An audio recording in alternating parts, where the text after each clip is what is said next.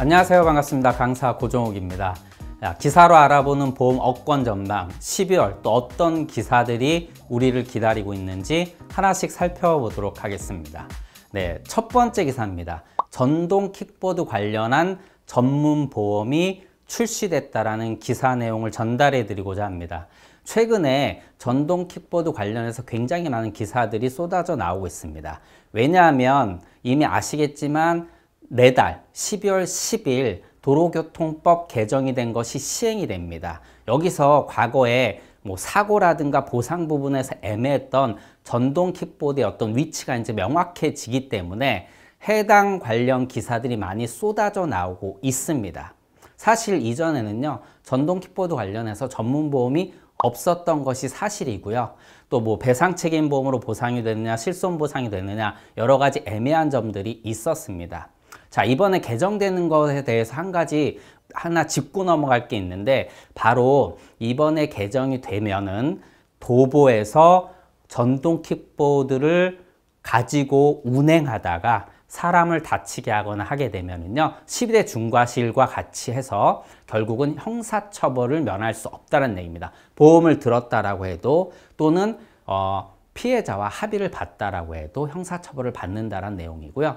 자, 본론으로 돌아와서 결국 해당 관련된 보험들이 많지 않은데 모모 손해보험에서 유일하게 2017년에 출시된 오토바이 운전자 보험에서 PM 특약이라고 해서 이제 우리가 퍼서널 모빌리티라고 하죠. 그래서 이러한 개인형 이동장치에 대한 담보들이 5개가 구성이 됩니다. 그리고 제가 실제 설계를 해보니까요, 이 퍼서널 모빌리티를 운행하다가 앞서 말씀드린 그런 형사합의에 관련해서 교통사고 처리지원금 이런 것들이 담보로 구성은 되어 있는데, 이 담보는 아무래도 이번 법 개정 때문에 현재 설계가 안 되고 있습니다. 자, 이 담보를 빼고 5개의 담보를 구성할 수 있고요. 이를 통해서 전동 킥보드로 운행하다가 사고가 나게 되면 보상을 받을 수 있다는 거, 해당 특약에 대해서는 간단하게 정리를 제가 해드렸고요. 그리고 이것이 개인이 운행하는 그러한 킥보드뿐만 아니라 공유, 우리가 이제 서울 시내나 이런 데 가게 되면 길거리에서 너무 자주 볼 수 있죠. 이러한 킥보드를 운행하다가 사고가 나더라도 보상을 받을 수가 있습니다. 뿐만 아니라 이 상품에는요, 자전거 관련한 보장 특약도 있기 때문에 같이 구성을 해보시면 10,000원대 전후로 해서 저렴한 보험료로 좋은 보상을 구성할 수 있게 되어 있습니다. 자, 여기까지 첫 번째 기사를 좀 마치도록 하고 두 번째 기사 한번 보도록 하겠습니다. 자, 이 기사 내용도 딱 보면요, 반려견 전문 킥보드 전문 보험사가 생긴다. 자, 결국은 보험업법이 개정된다라는 내용을 전달해 드리고자 하는 거거든요. 과거에 보험사를 설립하려면요, 최소 그 자본금 기준이 50억이었는데 이것이 10억으로 줄으면서 결국은 이러한 미니보험이나 또는 틈새보험 같은 상품을 적극적으로 판매할 수 있는 그런 보험사를 설립할 수 있는 기준이 마련이 된다는 겁니다. 물론 이렇게 설립한 보험사는요, 기준이 완화된 만큼 모든 보험을 다 취급할 수는 없을 것입니다. 하지만 기사에서 보시는 것처럼 반려견 보험이나 전동 킥보드 이런 보험들, 이러한 미니 보험 또는 틈새 보험을 굉장히 적극적으로 구성해서 그 다음에 상품을 개발해서 판매할 수 있는 그러한 체계가 마련이 되기 때문에 이를 통해서 해당 관련 보험 상품이라든가 또는 그러한 보험 시장이 굉장히 커질 것으로 보이고요. 또 늘 제가 말씀을 드리지만 이러한 미니 보험들이 처음에 출시되는 것은 어떻게 보면 영업적인 이득보다는요, 고객을 확보하고 그 마케팅, 그리고 보험을 가입하는 소비자 입장에서는 어떤 관성이죠. 이런 것들을 만들어내는 데 굉장히 큰 영향을 미칠 것이다라는 것이죠. 그래서 결국 이것들이 나중에 보험시장의 판도를 굉장히 바꿀 것이다 라고 말씀드리고 싶습니다.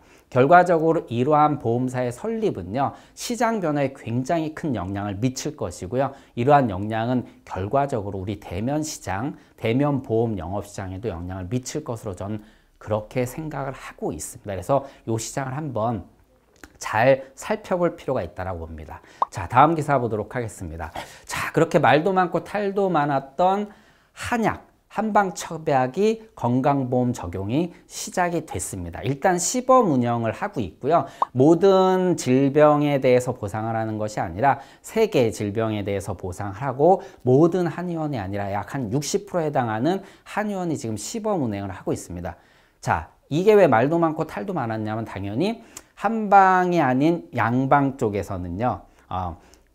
반대했겠죠. 이런 의료계에서. 왜 반대했냐면 뭐 과학적으로 검증된 것이 아닌데 어떻게 건강보험 적용을 하냐. 이렇게 적용을 하게 되면은 결과적으로 부작용이 만들어진다. 뭐 부작용은 아시다시피 건강보험공단의 재정 문제라든가 또는 과잉진료 이런 것들에 영향을 미칠 수도 있다라고 반발을 하고 있어서 지금 시범 운행이 어떤 결과를 가져올지 모르겠지만 현재 시범 운행을 하고 있기 때문에 몇 가지 주의할 점은 3가지 질병 담보, 즉 우리가 이제 안면 신경마비죠. 그리고 뇌혈관 질환의 후유증, 이건 65세 이상만 해당이 되고요. 그리고 뭐 여성분들한테는 굉장히 많은 해당 사항이 될 것 같아요.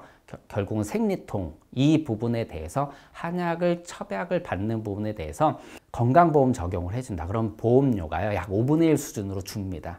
그래서 이러한 혜택들을 시범적으로 운행을 해보고 결과를 보고 지속할 것인지에 대한 결정을 내리기 위한 그러한 그 시간을 갖는 거기 때문에 우리가 이 내용을 잘 알고 또 소비자분들한테 안내를 할 필요가 있어서 이 기사를 제가 이렇게 발췌해 봤습니다. 자, 다음 기사는요.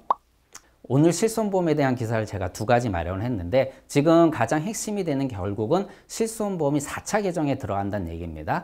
그 4차 개정에 들어가는 가장 큰 이유는 바로 이 이유입니다. 결국 우리 소비자분들이 가장 불만인 게 뭐냐면 난 보험금을 청구도 한 번도 안 했는데 왜 보험료가 오르냐라는 이러한 불만들이 가득하죠. 그래서 결국은 실손이 4차 개정이 된다는 얘기고요. 그에 앞서서 그 원인에 대해서 몇 가지 이제 정리한 내용인데, 자, 실손보험은 아시다시피 대부분 손해보험사에 많이 가입되어 있습니다.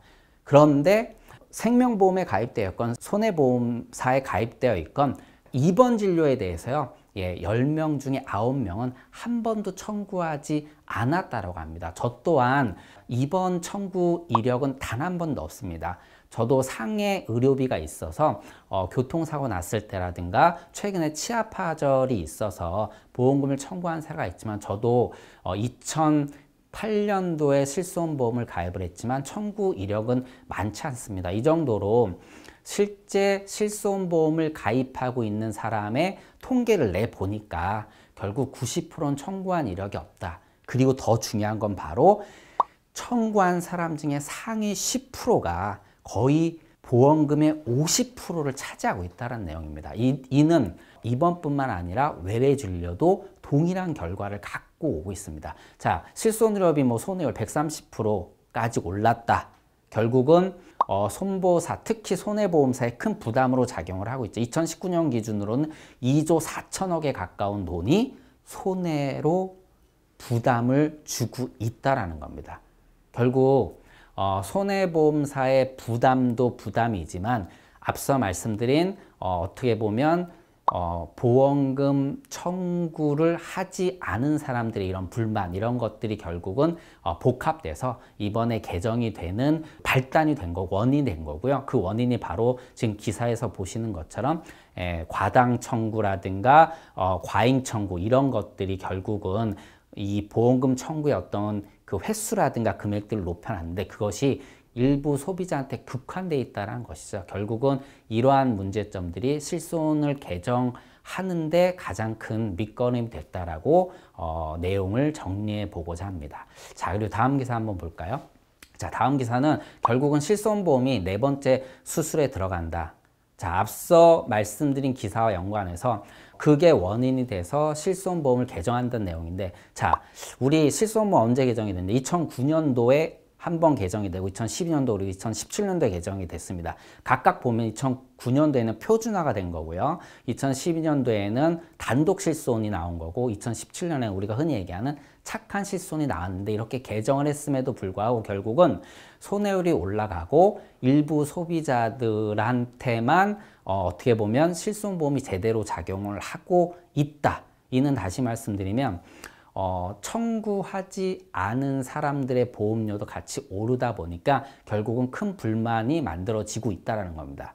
우리가 보험료를 내서 우리나라 예전에 이제 그 개 문화죠. 내서 어떤 특정 사고를 당한 사람한테 보험금을 미리 지급해주는 그러한 제도입니다. 결국은 손해율이라는 걸 반영을 해서 혹시 모를 사고에 대비해서 돈을 모아놓고 사고 난 사람한테 보험금을 지급하는 경우거든요. 그래서 일반적인 보험 같은 경우는 이렇게 제도의 어떤 기본적인 틀을 우리가 인정하고 가입을 합니다. 그런데 실손보험은 다르죠. 자동차 보험과 동일합니다. 어떤 거냐면요. 내가 일부러 사고를 내는 것도 아니고 또 내가 일부러 아픈 것도 아닙니다. 근데 문제는 뭐냐면 이 보험은 그 갱신될 때마다 보험료가 오른다라는 것이죠. 자, 우리가 일반적으로 평균형 보험료를 내거나 하게 되면은요, 우리가 보험료 오르는 거에 대한 그러한 부담이 없이 누가 청구를 많이 하든 적게 하든 간에 결국은 보험료가 오르지 않는 반면에 실손보험 같은 경우는 보험료가 오르다 보니까 보험이란 어떤 정의 안에서 이러한 문제점들이 튀어나왔기 때문에 결국은 이번에 개정한다는 내용이요. 개정의 가장 큰 핵심은 뭐냐면 결국은 차등제를 적용한다는 얘기입니다.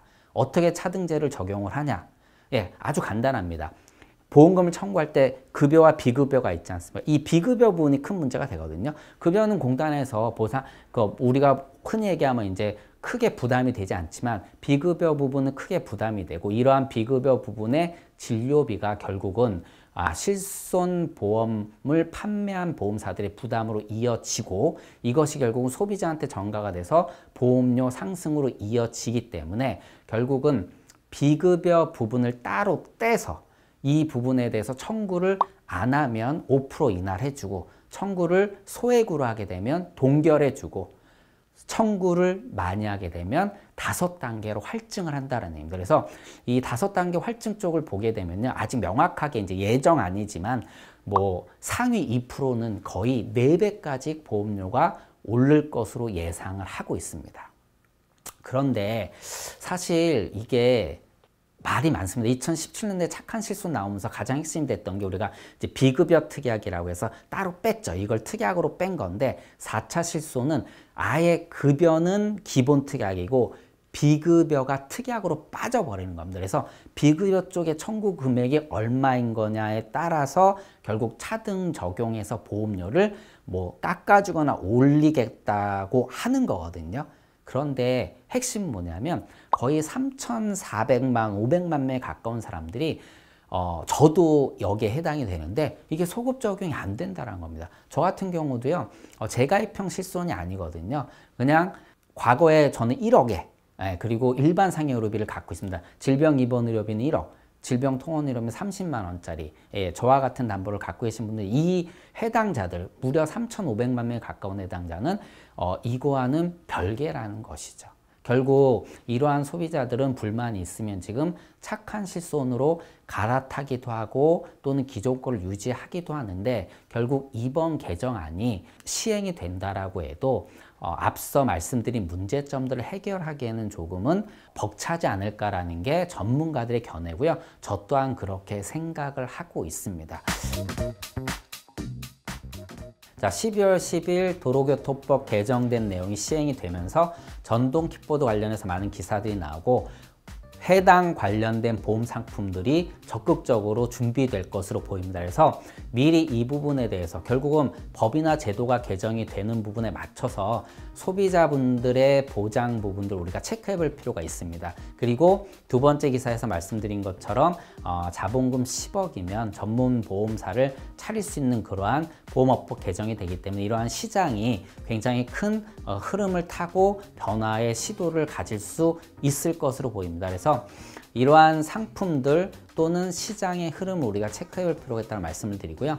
말도 많고 탈도 많았던 한약의 건강보험 적용이 시범적으로 운영이 됐습니다. 여기서 주의하실 부분이 바로 모든 한의원이 여기에 포함되는 게 아니고 속하는 게 아니고 모든 질병이 해당되지 않는 부분들을 소비자한테 잘 알려드릴 필요가 있고요. 그 실손보험 4차 개정이 됩니다. 자, 4차 개정의 가장 큰 핵심은 여러 가지가 있겠지만 그 중에서도 비급여 부분의 청구 금액을 기준으로 보험료를 차등 적용하겠다라는 내용입니다. 그래서 제가 보기엔 뭐 추후에 개정이 된 이후에 실손보험을 가입하시는 분들이야 뭐 선택의 여지가 없지 않습니까?